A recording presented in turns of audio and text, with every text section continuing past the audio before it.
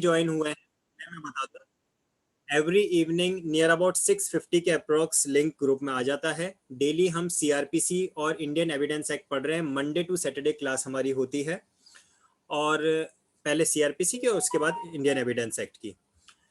हम सीआरपीसी का सेक्शन 97 अभी स्टार्ट कर रहे हैं।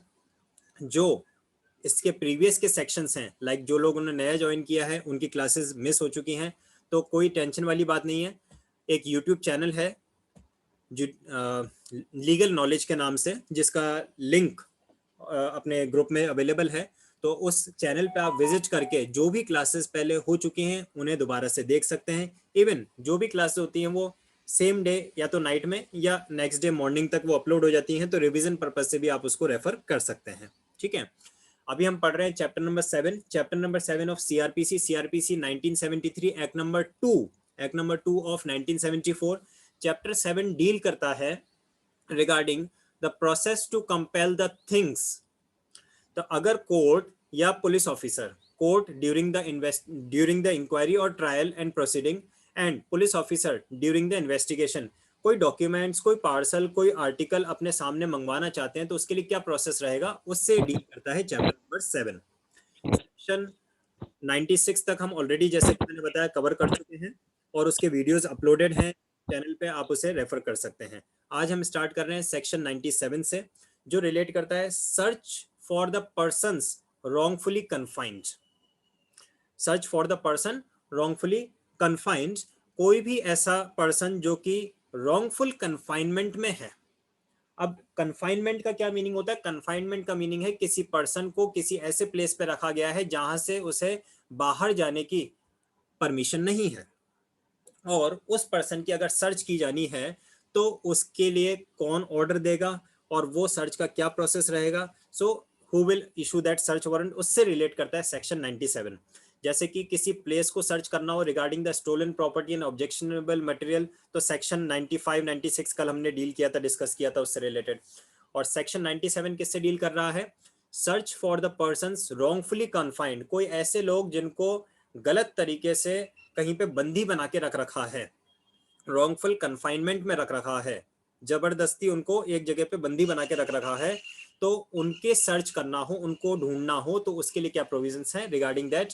We do have, that is if any district magistrate, sub divisional magistrate और जुडिशियल मैजिस्ट्रेट फर्स्ट क्लास। तो यानी कि एक तो ये देख लेंगे किस किस के पास में ये पावर्स हैं regarding section 97। District magistrate, sub divisional magistrate और the judicial magistrate first class has reason to believe that any person is confined under such circumstances that confinement amounts to an offense। अब देखिए, confinement हर बार offence हो ऐसा जरूरी नहीं है। For example, अभी lockdown चल रहा है, लॉकडाउन में अगर हम अपने बच्चों को कहते हैं कि भी आप घर से बाहर नहीं जा सकते, तो क्या ये कन्फाइनमेंट है? ऑब्वियसली कन्फाइनमेंट है। हमने बच्चे को घर के अंदर बंद करके रख दिया है, घर से बाहर नहीं जा सकता बच्चा। लेकिन क्या ये रॉन्गफुल कन्फाइनमेंट है? क्या ये confinement amounts to an offence है? Obviously not, because we are as a guardian bound to confine them within the premises during the lockdown। तो यहाँ पे बात क्या आ रही है? दैट इज, अगर डिस्ट्रिक्ट मैजिस्ट्रेट को, सब डिविजनल मैजिस्ट्रेट को या जुडिशियल मैजिस्ट्रेट फर्स्ट क्लास को ऐसा लगता है कि किसी पर्सन को कन्फाइनमेंट में रखा गया है, और ऐसा कन्फाइनमेंट जो कि अमाउंट्स टू एन ऑफेंस है, जो कि ऑफेंस के इक्विवेलेंट है, तो ऐसी सिचुएशन में क्या प्रोविजंस हैं? अच्छा, अभी तो सबको आवाज क्लियर आ रही है ना? एक बार थोड़ा मैसेज में लिख दीजिए आवाज वगैरह प्रॉपर है या नहीं है। यस सर, अभी आवाज चलिए क्लियर है। क्लियर है सर। फैंटास्टिक। तो ऐसे सिचुएशन में क्या प्रोविजन रहेगा कि किस किस के लिए पावर दिया हमने? District magistrate, sub divisional magistrate and judicial magistrate first class. ये इंपॉर्टेंट बात होती है क्योंकि अलग अलग सेक्शंस में अलग अलग मैजिस्ट्रेट्स को पावर मिली हुई है, तो उन्हें जैसे एक दो बार आप रीड करेंगे तो आपके माइंड में सेट हो जाएगा कि कौन सी पावर किस मैजिस्ट्रेट के पास में है। ठीक है, सो district magistrate, sub divisional magistrate and judicial magistrate first class के पास में पावर है। उन्हें अगर ऐसा लगता है किसी पर्सन को कन्फाइनमेंट में रखा गया है, और ऐसा कन्फाइनमेंट जो कि अमाउंट्स टू एन ऑफेंस, जो अपराध की श्रेणी में आ रहा है, ऐसा बंदी बना के रखा है जो कि ऑफेंस बन रहा है, so he may issue the search warrant. He may issue a search warrant, or and the person to whom such warrant is directed may search for the person so confined. अब एक बात देखिए यहाँ पे, ये जो सर्च वारंट इशू किया है ये किससे इशू होगा? क्या यहाँ पे वर्ड पुलिस ऑफिसर लिखा है? क्या नहीं लिखा है? इसका मतलब search warrant particularly for the purpose of section 97 किसी को भी इशू किया जा सकता है. So the person to whom that warrant have been directed, जिस पर्सन को वो वारंट दिया गया है वो पर्सन के पास में क्या राइट रहेगा? वो पर्सन के पास में राइट रहेगा to search for the person so confined. यानी कि सपोज डिस्ट्रिक्ट मैजिस्ट्रेट या फिर सब डिविजनल मैजिस्ट्रेट या फिर जुडिशियल मैजिस्ट्रेट फर्स्ट क्लास मुझे कुणाल सिंघल को वारंट डायरेक्ट कर देता है, सर्च वारंट डायरेक्ट कर देता है to search for mister X, तो मेरे पास में ये अथॉरिटी हो जाएगा, मेरे पास में ये राइट हो जाएगा that I can search for the person confined. जो पर्सन बंदी बना के रखा गया है उसकी सर्च कर सकूं, उसको ढूंढ सकूं. यहाँ पे वर्ड पुलिस ऑफिसर स्पेशली कहीं मेंशन नहीं किया है. फर्दर क्या लिखा है? And the person if found, अगर वो पर्सन मिल जाता है तो फिर उसको क्या करेंगे? उसको बस हाय हेलो बोल के तो नहीं निकल जाएंगे. If the person if found shall be immediately taken before the magistrate, तो जैसे ही वो पर्सन मिल जाता है तो उसको क्या करेंगे? He will be immediately taken before the magistrate who shall make such order. अब वो मैजिस्ट्रेट क्या करेगा? Who shall make such order as in the circumstances of the case seems proper. तो पहली बात के district magistrate, sub divisional magistrate and judicial magistrate first class, इन्हें अगर लगता है कि किसी पर्सन को किसी जगह पे कन्फाइन किया गया है और वो कन्फाइनमेंट भी ऐसा है which amounts to an offence, जो ऑफेंस में नजर आ रहा है, then it can direct a search warrant to any person, और वो पर्सन जिसको सर्च वारंट डायरेक्ट किया गया है वो उस कन्फाइंड पर्सन की सर्च कर सकेगा. उसके बाद में जैसे ही वो पर्सन मिल जाता है तो क्या करेंगे? वो पर्सन को इमीडिएटली प्रेजेंट करेंगे मैजिस्ट्रेट के सामने, और वो मैजिस्ट्रेट उसके बाद में ऐसा ही ऑर्डर देगा जो उन सर्कमस्टांसेस में, उन परिस्थितियों में जैसा भी अप्रोप्रिएट रहे. उस पर्सन को उसके घर भेजना है, उसे अगर वो ऑर्फन है तो किसी अदर शेल्टर होम में भेजना है, या अगर वो कोई बीमार है तो उसको मेडिकल केयर के लिए भेजना है. जैसे भी सर्कमस्टांसेस में जो उन परिस्थितियों में जरूरत होगी वैसा ऑर्डर फिर वो मैजिस्ट्रेट करेगा. सो दिस वाज सेक्शन 97 जो किससे डील करता है? Regarding the search warrant for a person under confinement, under wrongful confinement. कोई पर्सन अगर रॉन्गफुल कन्फाइनमेंट में है तो उसके सर्च करने के लिए वारंट इशू करना. ठीक है, चलिए सेक्शन 98 की तरफ बढ़ते हैं. अच्छा, किसी भी स्टेज पे किसी को भी माइंड में कोई डाउट लगे, कोई कंफ्यूजन लगे तो आप पूछ सकते हैं, माइक से पूछ सकते हैं, आप चैट बॉक्स में लिख सकते हैं. कोई भी अगर कंफ्यूजन लगता है, डाउट लगता है तो feel free to raise your doubts and queries. Let's continue. Sir 97 थोड़ा दोबारा बोल देते, मतलब समझ में नहीं आया कि पुलिस ऑफिसर अगर सर्च नहीं करेगा तो मतलब जिसको इशू होगा वो कैसे कर सकते हैं, मतलब समझ में नहीं आया. बिल्कुल, देखिए नॉर्मली यही होता है कि कोर्ट पुलिस ऑफिसर को ही ये अथॉरिटीज देती हैं, इस तरह के डायरेक्शंस देते हैं, लेकिन जब पर्टिकुलर सेक्शन में स्पेसिफाइड नहीं है ये बात, क्या लिख दिया है? The person to whom such warrant is directed. तो इसका मतलब अगर इसमें ऐसा कुछ स्पेसिफाइड नहीं है तो कोर्ट अगर चाहे तो अपने किसी पर्सन ऑफ द कोर्ट को भी, other servant of the government को भी ऐसा इशू कर सकती है, अदर किसी प्राइवेट पर्सन को भी बोल सकते हैं कि आप ठीक है आप सर्च करिए, इसके बारे में हम आपको अथॉरिटी देते हैं. तो उसी का मैंने आपको एग्जांपल दिया कि अगर कोर्ट मुझे भी कह देती है, कोर्ट किसी एडवोकेट को बोल देती है, कोर्ट उस पर्सन का, जिस पर्सन के कन्फाइनमेंट में होने का एक्सपेक्टेशन है, उसके किसी रिलेटिव को अथॉरिटी दे देती है कि ठीक है आप सर्च करो और मिल जाता है तो प्रेजेंट करो. 99% it will be sure that the court will issue directions to the police officer only. लेकिन क्योंकि इस सेक्शन ऐसा स्पेसिफाई नहीं कर रहा है तो इसलिए ऐसा मैंडेटरी नहीं है. अगर कोर्ट चाहे तो वो किसी अदर पर्सन को भी डायरेक्ट कर सकती है for the search of the person confined. ठीक है, अगर पुलिस ऑफिसर इमीडिएटली वहां पे प्रेजेंट नहीं हो पा रहा है तो for a time being court अगर चाहे तो अदर पर्सन को भी वो ऑथराइज कर सकती है कि आप पर्सन का सर्च कर लीजिए. बस ऐसा स्पेसिफाई कर रहे हैं. Okay sir. है ना. और फिर वो जो पर्सन है जैसे मिल जाता है उसको वो कोर्ट में ले जाके प्रेजेंट करेंगे उसी मैजिस्ट्रेट के सामने जिसने वो सर्च वारंट इशू किए थे, और फिर वो मैजिस्ट्रेट वैसे ही ऑर्डर देगा जैसा उन परिस्थितियों में, उन सर्कमस्टांसेस में एप्रोप्रिएट होगा। ठीक है, बढ़ते हैं आगे सेक्शन ठीक है 98 की तरफ। सेक्शन 98 जो कि डील करता है power to compel restoration of abducted females.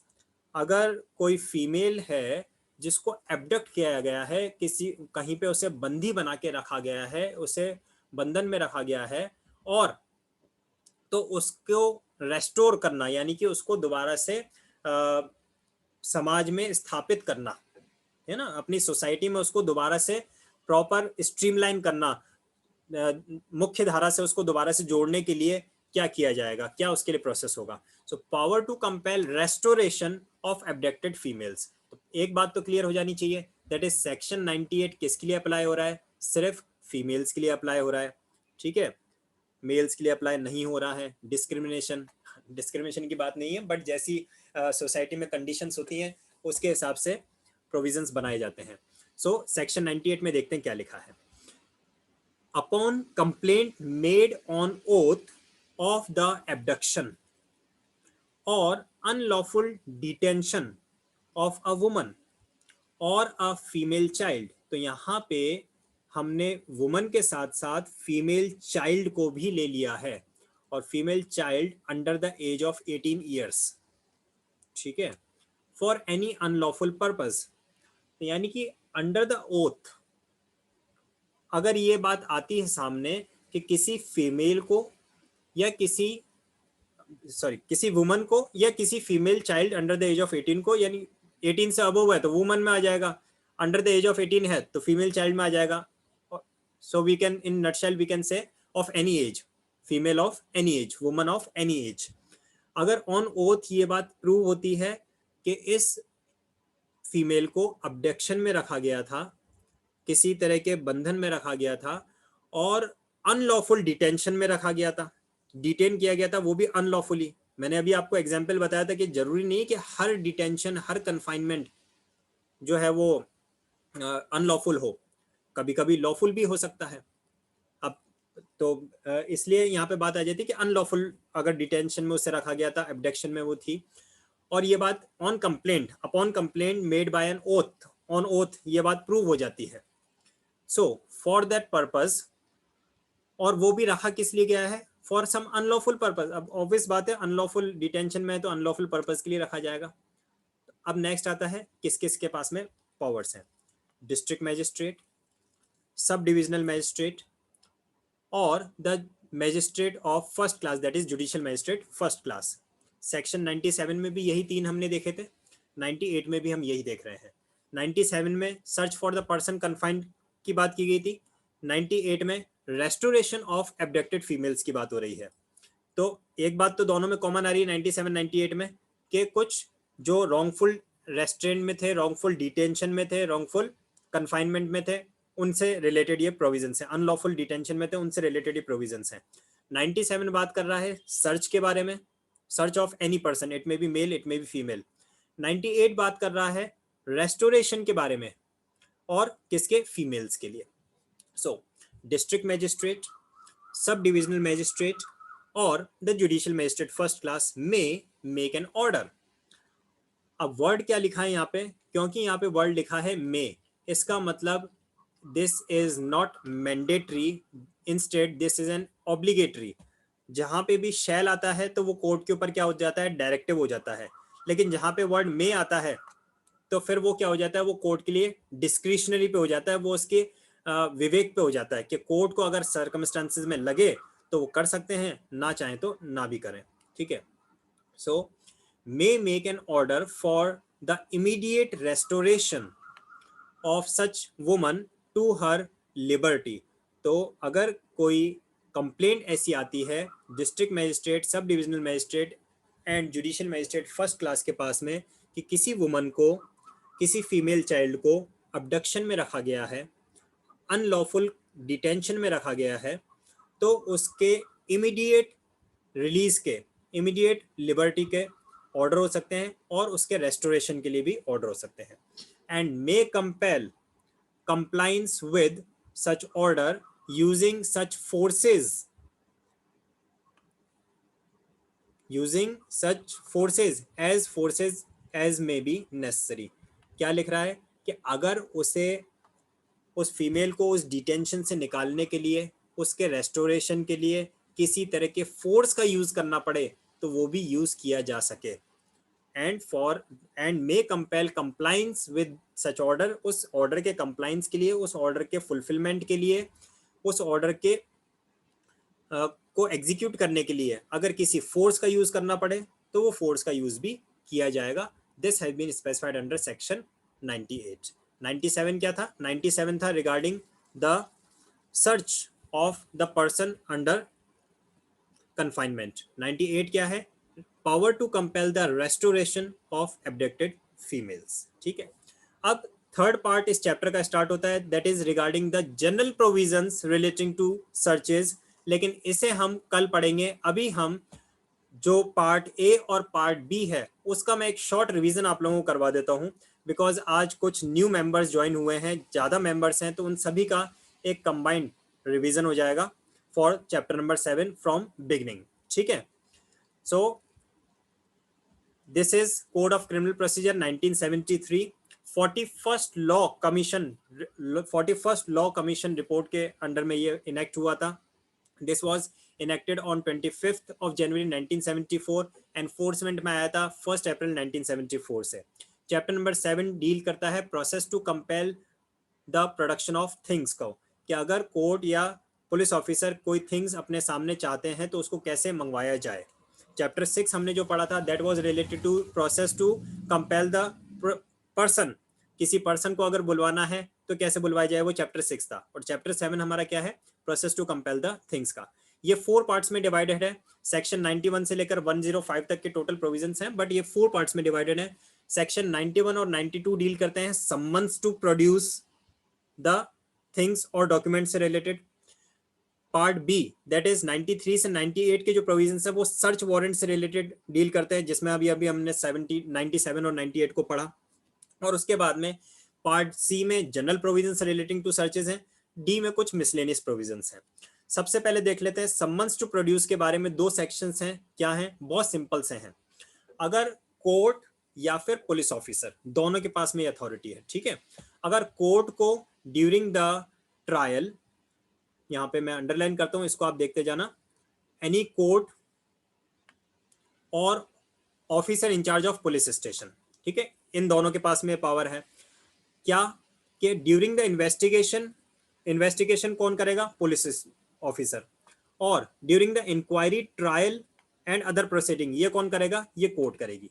तो अगर कोर्ट को और police officer in charge of the police station को for the purpose of investigation, inquiry, trial और अदर प्रोसीडिंग अगर किसी डॉक्यूमेंट के किसी पर्टिकुलर आर्टिकल की जरूरत है, वो चाहते हैं कि वो कोर्ट में प्रेजेंट हो, तो उसके लिए कोर्ट क्या कर सकती है? कोर्ट सम्मन्स इशू कर सकती है। Court will issue summons and such officer will issue the written order. Court तो सम्मन्स इशू करेगी और वो जो पुलिस ऑफिसर है वो रिटन ऑर्डर इशू करेगा।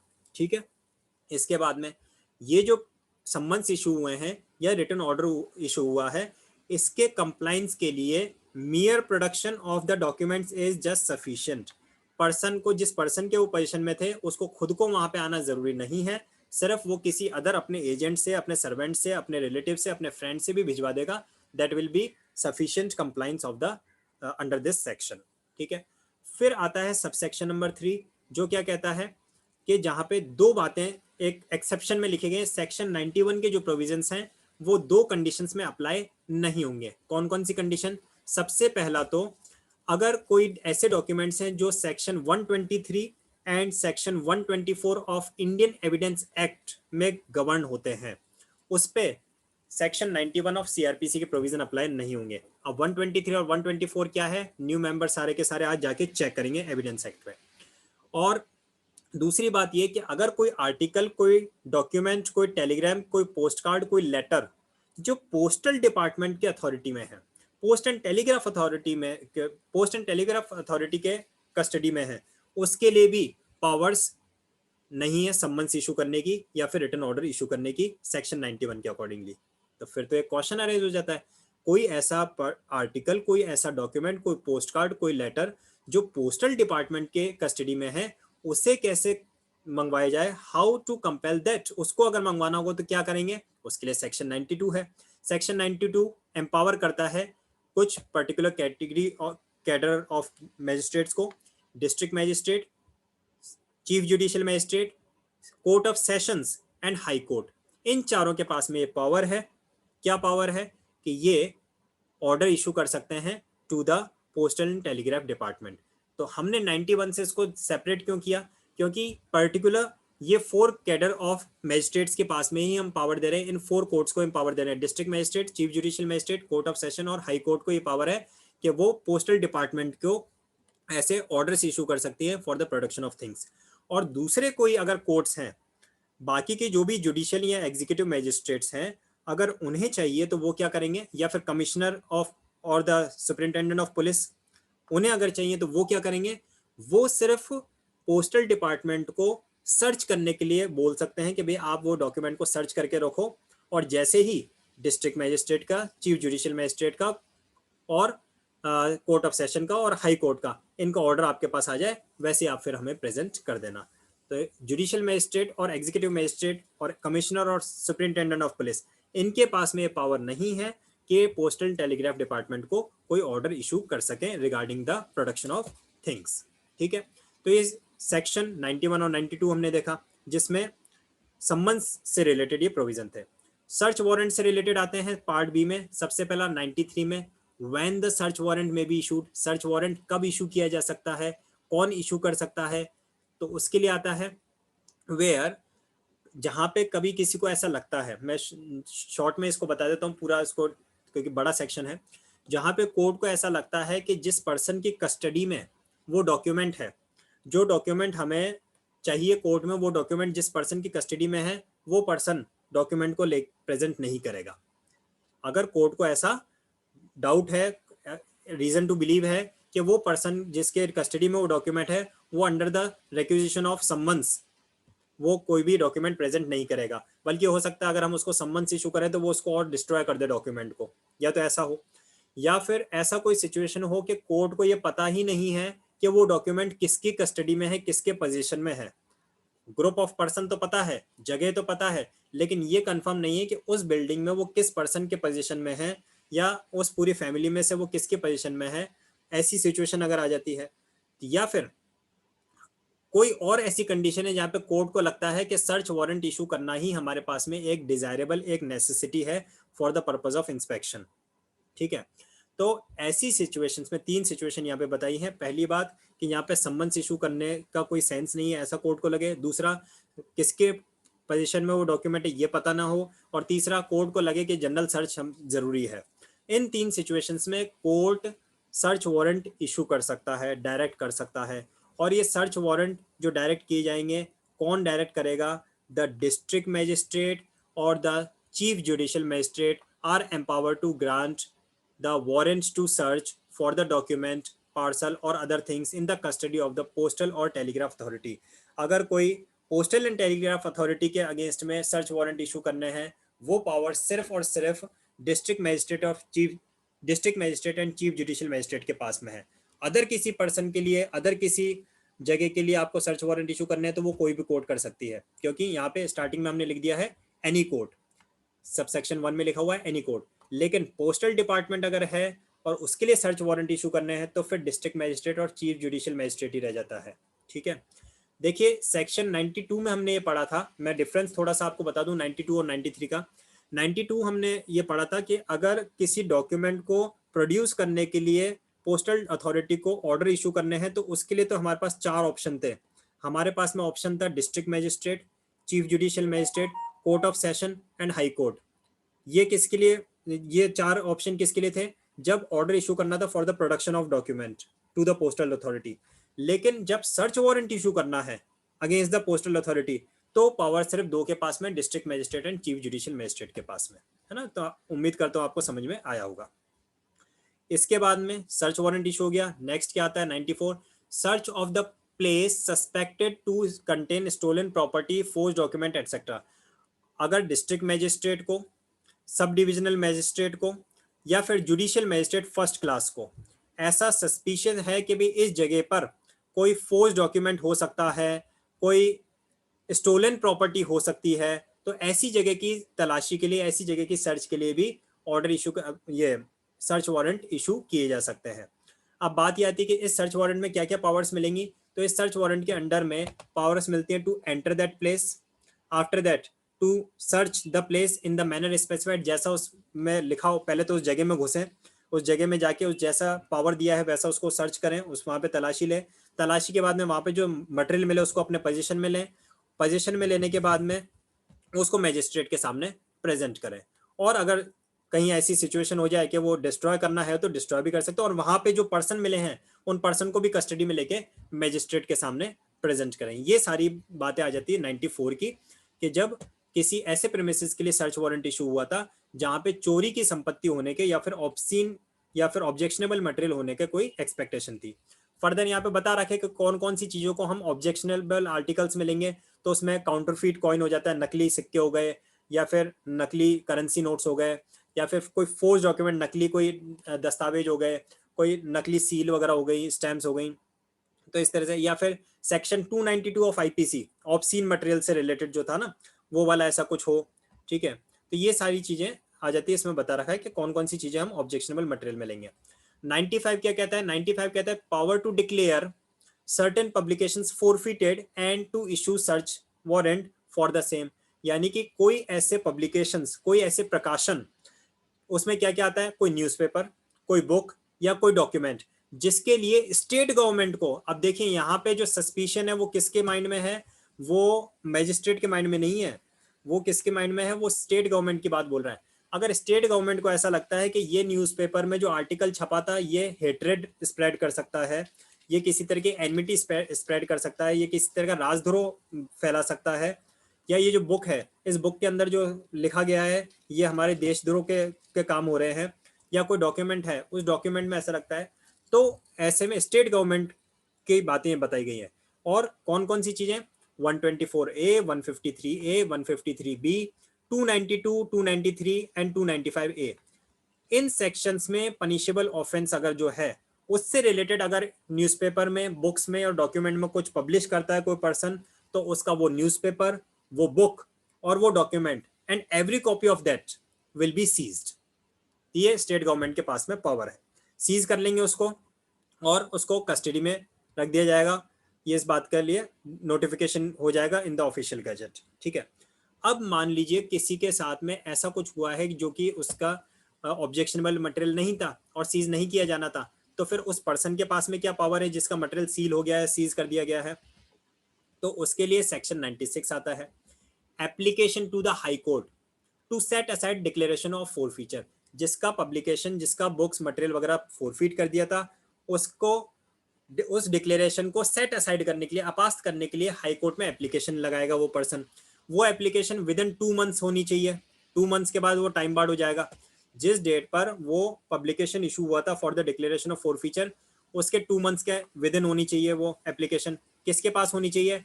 हाई कोर्ट के पास में होगी वो एप्लीकेशन। ठीक है, और फिर हाई कोर्ट क्या करेगा? हाई कोर्ट के पास में एज एन एविडेंस उस बुक का मटेरियल भी प्रेजेंट किया जा सकता है। अच्छा, हाई कोर्ट में भी ये एक और कंडीशन इसमें है, मिनिमम 3 और मोर जजेस की बेंच होनी चाहिए। और अगर किसी हाई कोर्ट में 3 जजेस की बेंच नहीं है, लेस नंबर ऑफ जजेस हैं, तो फिर special bench shall be compose for this purpose. Special bench वहाँ पे कंपोज की जाएगी।